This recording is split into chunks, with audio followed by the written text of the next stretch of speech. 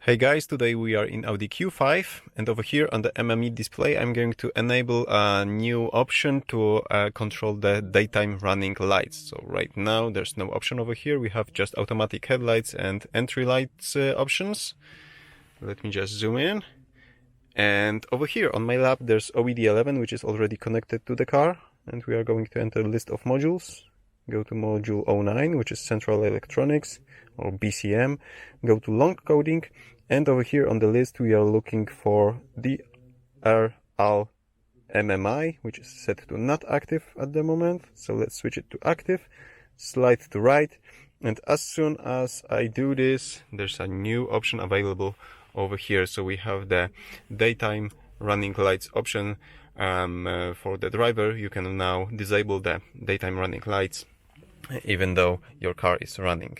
So this is a neat little feature if for some reason you want to stay in your car, don't turn off the engine, but you want to be a little bit more stealth and disable the exterior illumination. Okay, so in the description below this video you will find some details about this coding. Give me a thumbs up if you like this simple tutorial and subscribe for future ones. See you soon.